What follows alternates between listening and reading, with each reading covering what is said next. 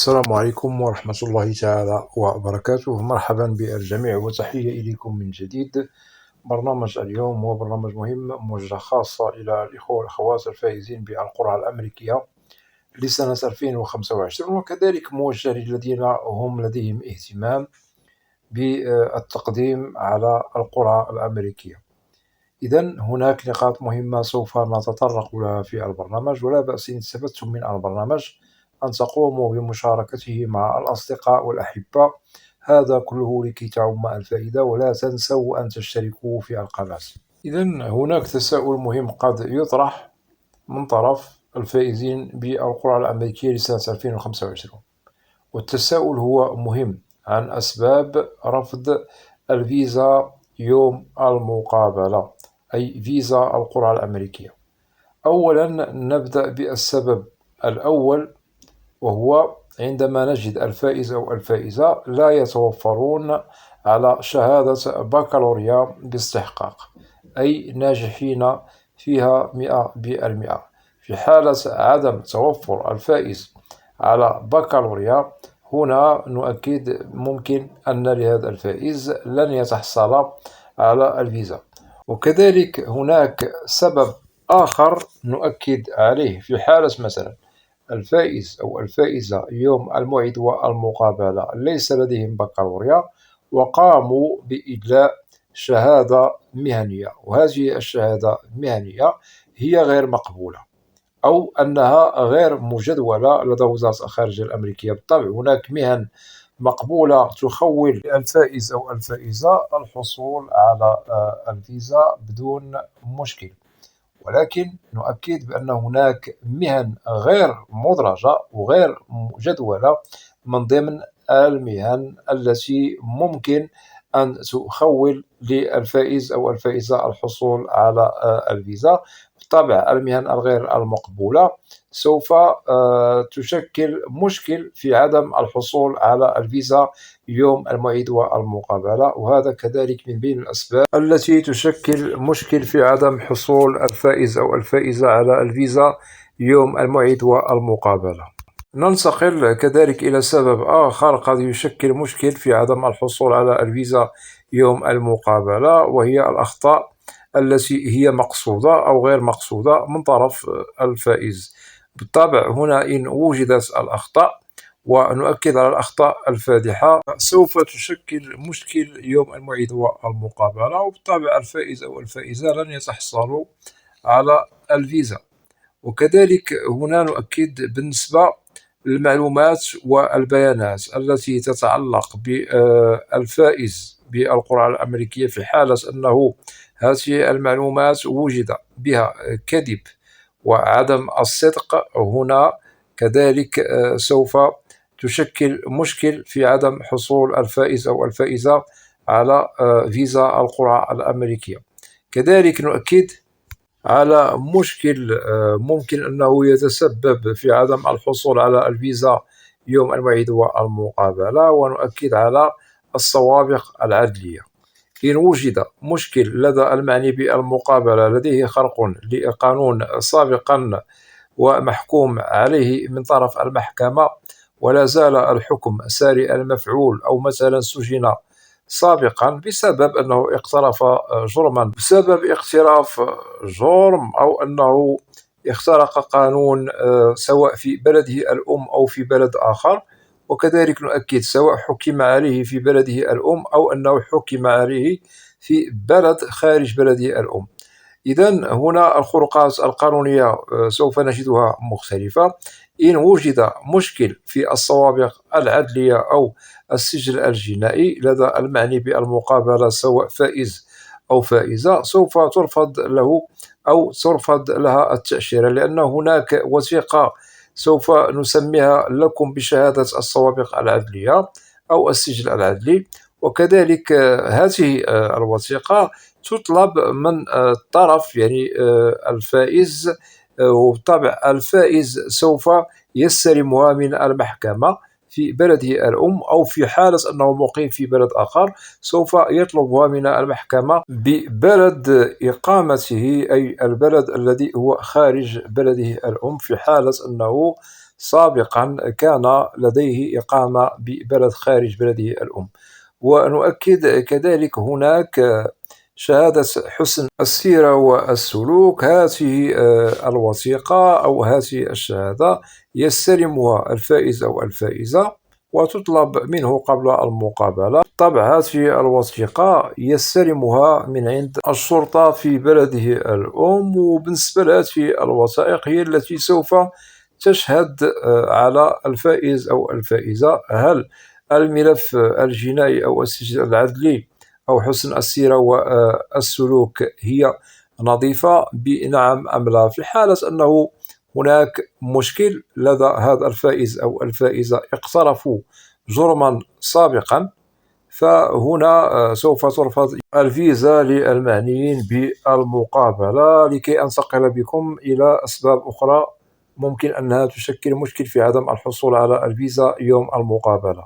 إذن السبب الآخر الذي ممكن أنه يشكل مشكل في عدم الحصول على الفيزا، وهي في حالة أننا وجدنا الفائز أو الفائزة يحملون مرضا محظور أو ممنوع من الدخول إلى الولايات المتحدة الأمريكية. وأكيد هناك أمراض مجدولة لدى وزارة الخارجية الأمريكية بسببها ترفض التأشيرة. وبالطبع هنا نؤكد في حالة أنه رفضت التأشيرة فلا يمكن لهذا الشخص أن يدخل إلى الولايات المتحدة، لأن التأشيرة هي التي تخول للفائز عند الحصول عليها الدخول إلى أمريكا.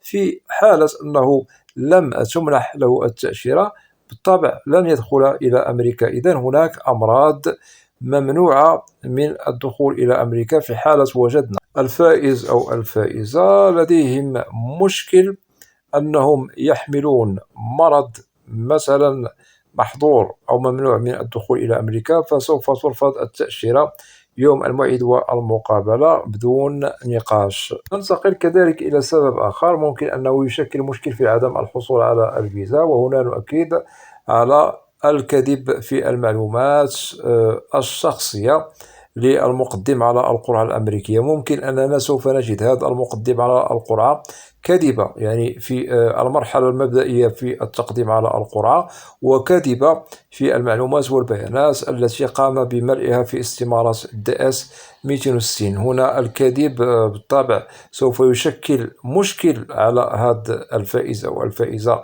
يوم المقابلة، وسوف يتبين كذلك هذا أمام ضابط الهجرة يوم المقابلة، وسوف ترفض التأشيرة للمعني بالأمر. ننتقل كذلك إلى سبب آخر قد يشكل مشكل في عدم الحصول على الفيزا، وهو عندما نجد هذا الفائز أو الفائزة المعنيين بالمقابلة خرقوا قانون هجرة سابقا سواء بالولايات المتحدة الأمريكية أو ببلد آخر. هنا كل من خرق قانون هجرة سواء بالولايات المتحدة الأمريكية أو ببلد آخر هذا سوف يشكل عليكم مشكل في عدم الحصول على الفيزا يوم المقابلة.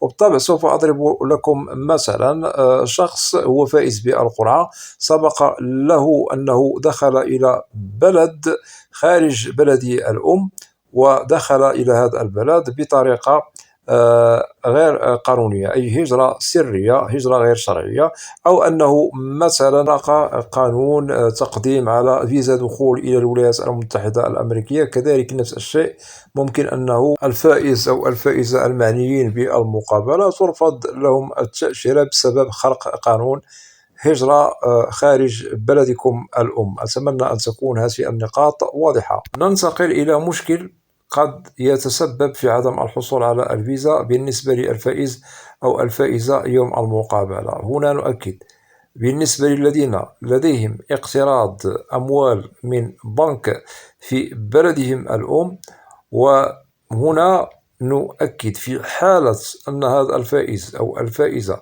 لم يقوموا بأداء مستحقات وواجبات البنك، وبالطبع لديهم مشكل كبير في عدم أداء هذه الواجبات، مما استدعى من البنك أن تقوم بإجراء قانوني ضد هذا المعني بالمقابلة. وأكيد سوف نجد بأن هناك ملف مذاع لدى المحكمة من طرف البنك لأجل أن يسمم هذا المعني بالمقابلة أداء الواجبات التي هي في ذمته.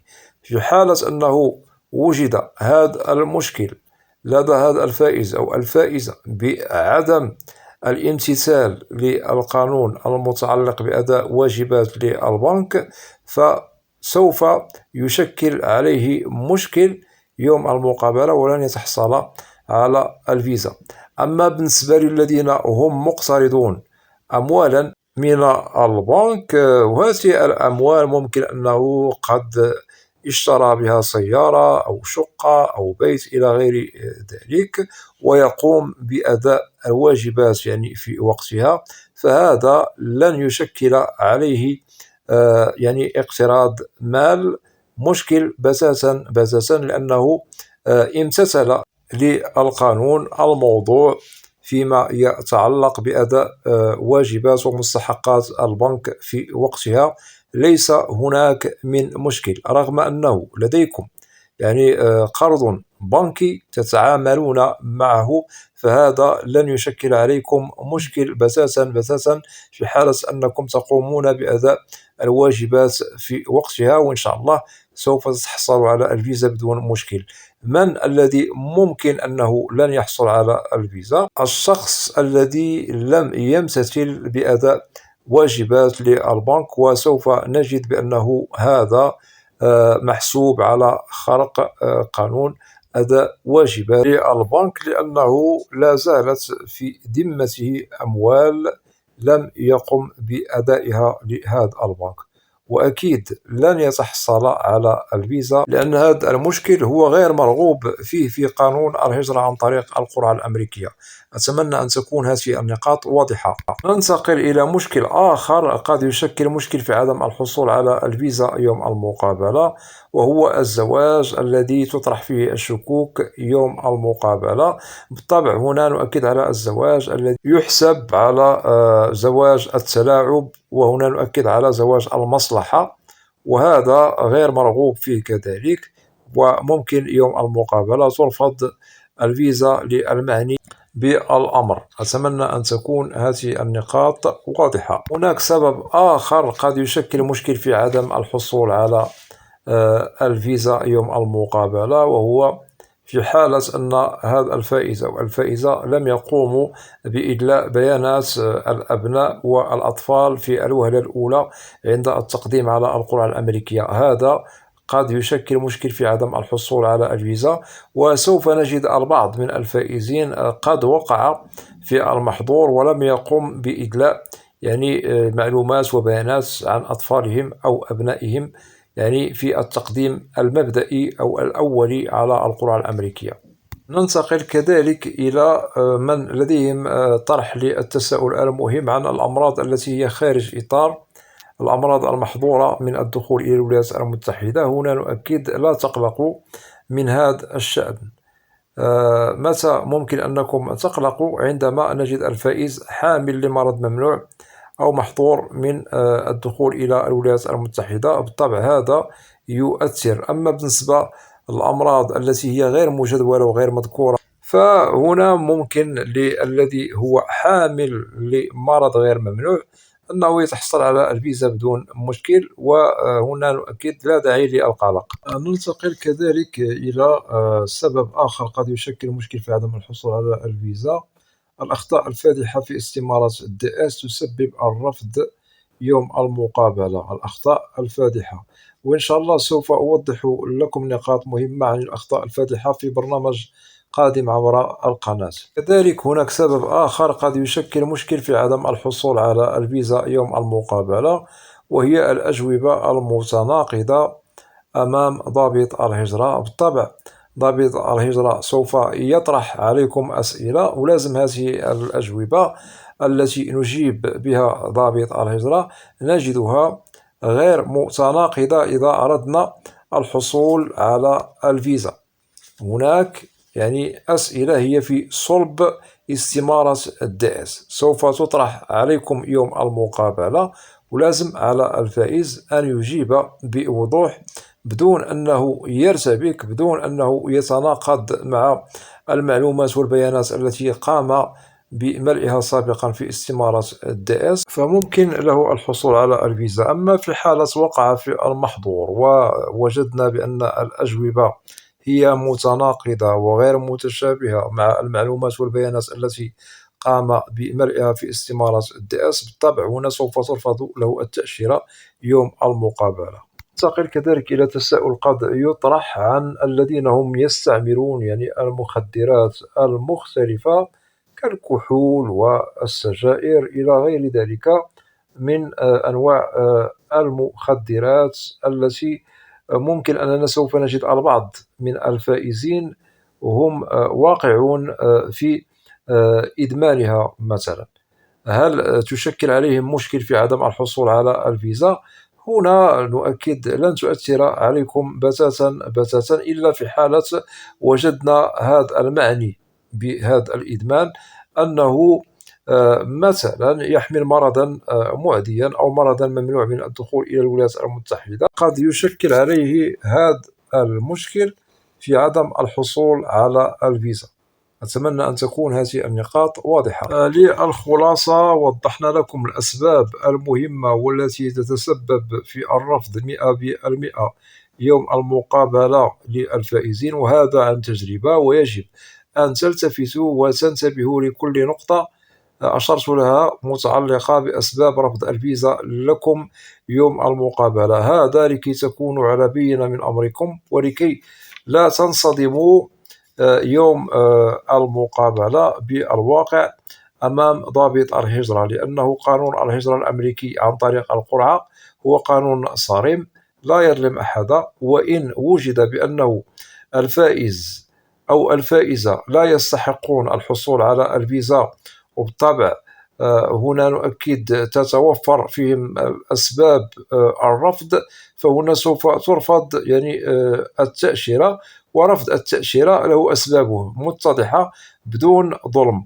وإن وجد الفائز أو الفائزة أمورهم تمام وهم بعيدون عن أسباب رفض الفيزا لهم، بالطبع سوف يتحصلوا على الفيزا بسلام بدون مشكل. أتمنى أن تمر أموركم وإجراءاتكم بخير في المقبل من الأيام، وفي حالة مررتم بإجراءات المقابلات إن شاء الله في الأشهر المقبلة لدى السفارة الأمريكية، فلا بأس أن تشاركونا التجربة عبر القناة لكي يستفيد الفائزون والفائزات والمتابعون للقناة من تجربتكم ولو لمحة بسيطة عن الإجراءات التي مررتم بها يوم الموعد والمقابلة بالسفارة الأمريكية. وبالطبع هذا سوف تقومون بوضعه كتعليق عبر القناة، وبالله التوفيق للجميع. وأتمنى من الإخوة والأخوات الذين لا زالوا لم يشتركوا في القناة أدعوكم للاشتراك في القناة وتفعيل زر الجرس ليصل إليكم كل جديد، ولا تنسوا أن تدعمونا دائما بلايك لكي نصل إلى أكبر نسبة من المشاهدة. وبالنسبة للقناة محتواها كامل وشامل عن الهجرة والمهاجر إلى الولايات المتحدة الأمريكية بشكل عام وكتعريف. وأود أن أشكر جزيل الشكر كل الإخوة والأخوات الذين يقومون بوضع تعاليق محترمة بالقناة. مرحب بكم جميعا بأسمائكم، وإلى لقاء قريب بإذن الله، والسلام عليكم ورحمة الله تعالى وبركاته.